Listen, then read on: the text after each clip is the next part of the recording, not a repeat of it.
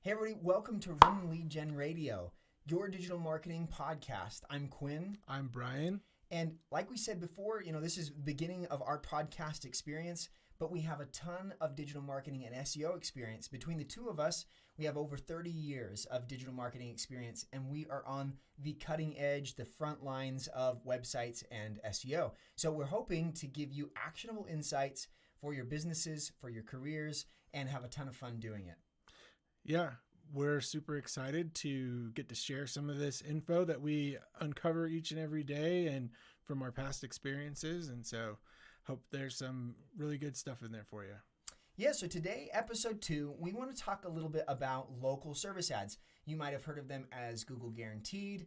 These are the ads that come up even above the Google ads or the sponsored Google ads in the search results.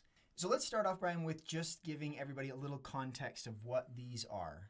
Yeah, absolutely. So another common name for this ad type is also Google Screened, most commonly referred to as Google Guaranteed or local service ads.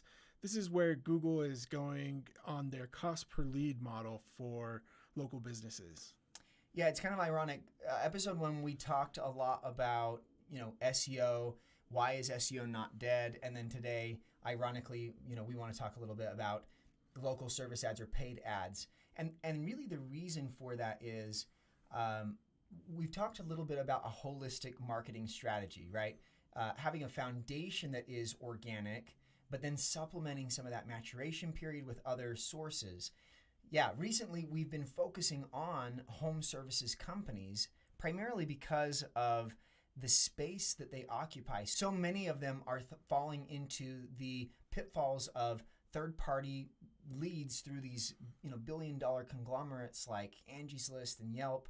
And it's been really rough for so many of these businesses. And we found opportunity helping them get away from this model that really doesn't grow their business and get them into a place where they're able to generate more of those exclusive inbound warm leads for homeowners that are looking to actually buy their products and services. So local service ads have been at the top of our minds for a lot of these companies because they genuinely help people grow their business. Yeah, and for the business owners, it's really nice that if you don't have a website that's converting very well yet, or you're not doing great at converting customers further down the pipeline, this is something that's great for bottom of funnel, inbound contacts that may be something you're struggling with. Yeah, that's a great point. We like to not only be available as marketers across channels, but we want to be available to our potential audiences across their intent, right? The conversion funnel. So, for SEO alone, there's top, middle, and bottom of funnel content, people that are ready to buy, people that are seeking information. But then there are inherent intents behind some of the marketing channels as well. That can obviously be changed, but think about Facebook, for example. You serve up an ad in front of a large group of audience, and you're creating awareness, and you can start to get to a place where you're getting those further down the funnel, but you're not addressing an audience who is actively searching for your product, your brand, and your service. Whereas with local service ads or Google Guaranteed, that is the case. You're getting in front of people that are actually looking for your products and services. So they tend to be a higher qualified, lower intent or lower in the funnel intended traffic.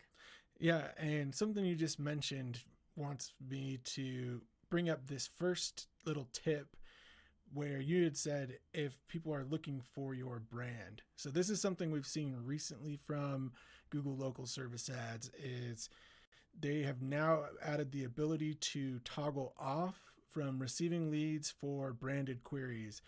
Seeing your brand show up in the local service ads for a branded query could feel like a frustrating experience. There are some businesses that might be right for. This is something that was relatively new, but luckily Google has added in that feature so that you can turn those off. So if you're just starting up your local service ads and you're not looking to capture leads on a cost per lead basis from branded queries, make sure you get that toggled off in your local service ad settings. Yeah, great point.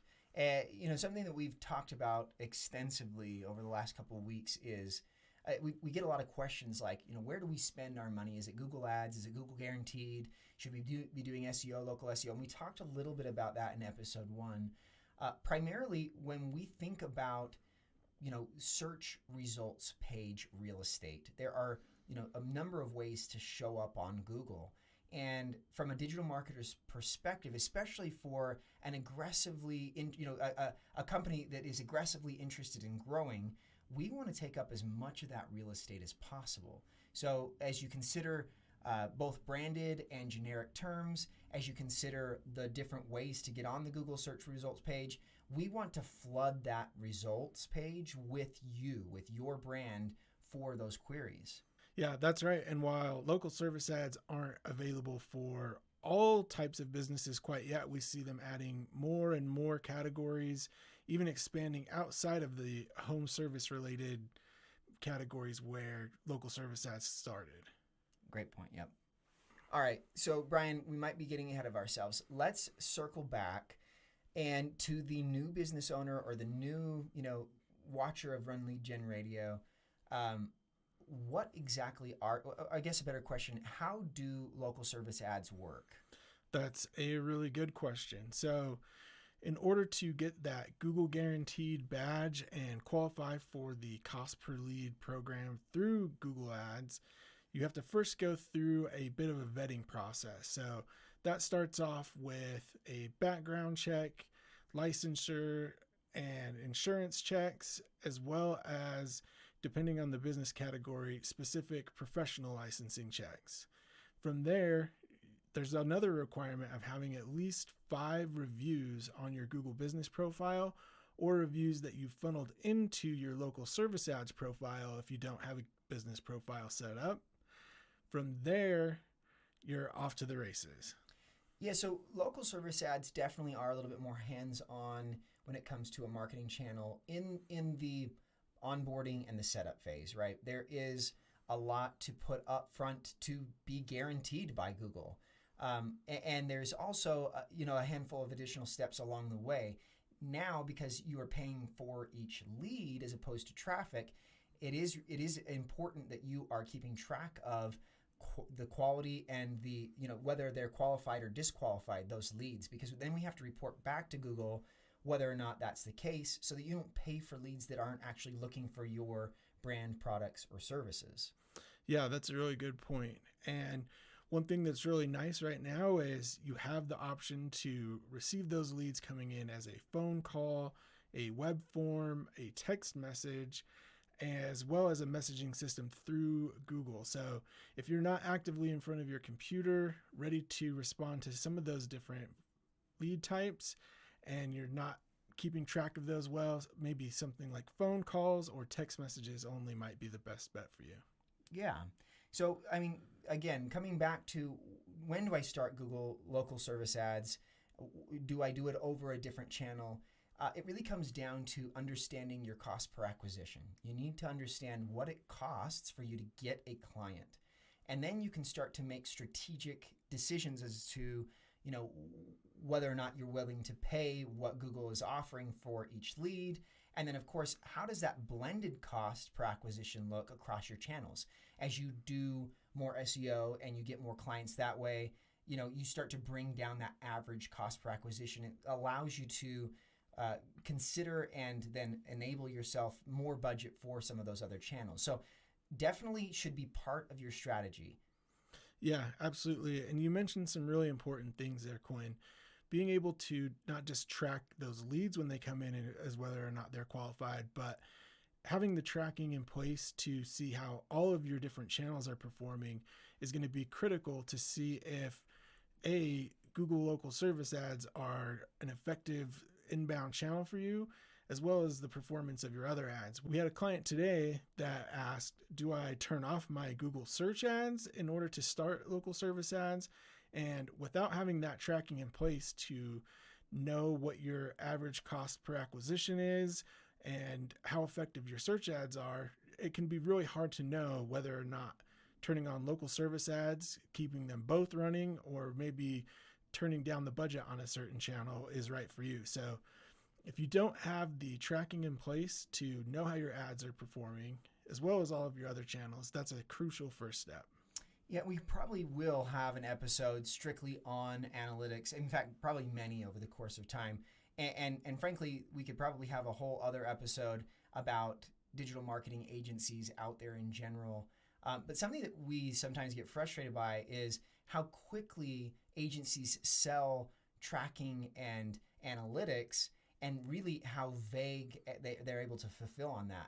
We've got web analytics through Google Analytics or GA4 and a number of other web analytics software, and then we have also the analytics of your conversion pipeline. So, you've got to be able to partner up with somebody or do it yourself, but you need to be able to see your acquisition funnels from each of the marketing channels in the web analytics, and then convert those now to your leads through a CRM platform that then allows you to speak to your cost per acquisition and your closing rates all the way down to the bottom line.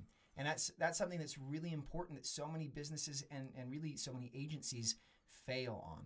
Yeah, that's a really good point. It is a challenge for some business owners if they're not already set up on a CRM, if they don't have some of this tracking in place, but it really can make the difference in your campaigns. And so it's worth that extra effort to get that granularity set up. Yep.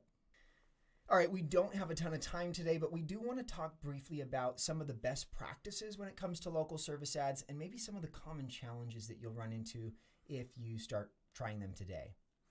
Yeah, the first thing right out of the gate has to be the reviews. For brand new businesses, if you don't have the required 5 reviews to get started, that's hurdle number 1. Hurdle number 2 is that the Google guaranteed listings show your star rating right next to your listing. And so if you don't have the reviews there for social proof to compete with other businesses that do, that's probably one of the biggest challenges. And so getting something in place for review acquisition, that's not only going to help your local SEO, but now it's also going to have a positive impact on local service ads as well. Is anticipating what you can actually handle, because that's going to help you determine your budget and then, of course, what you can sell and turn around for a return on that ad spend and that investment. Yeah, that's a great point. Budgeting is always at the top of every business owner's mind, but when you're looking at local service ads and evaluating what the right budget is, knowing what type of lead flow you can handle is going to help you find the budget that's right for you, as well as how competitive your particular area is and how many businesses you're competing with. Okay, awesome. So maybe for our last point here, what are some common pitfalls that business owners can avoid when trying local service ads? Yeah, first and foremost is making sure you're getting logged into your lead center and having the tracking in place so that you can mark non-relevant leads as non-relevant so you're not paying for unqualified leads.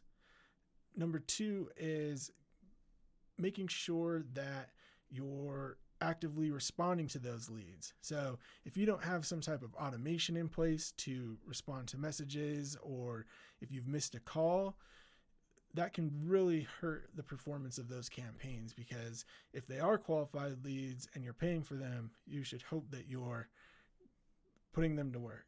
That's right, yeah. And if you don't have solutions in place for that, we do. So we'd love to help you out with marketing automation, speed to lead, right? Make sure that you are talking to the people you're paying for, right? Yeah, absolutely. And, outside of that, really the big concerns come down to having the reviews that you need for good social proof, selecting the right categories, because initially when you start with a top level category, you start with the default of any of those subcategories for those leads turned on. So if you're a plumber but you don't do drain unclogging, you might want to get down there and be a little more granular and make sure you're getting leads that you can actually fulfill on. Perfect. Well, that's it for today, everybody. This has been episode 2 where we talk local service ads. Definitely stay tuned. Like and subscribe so that you can stay up on all the latest things for SEO, digital marketing, and growing your business. This is RunLeadGen Radio. I'm Quinn. I'm Brian. And we'll see you next time.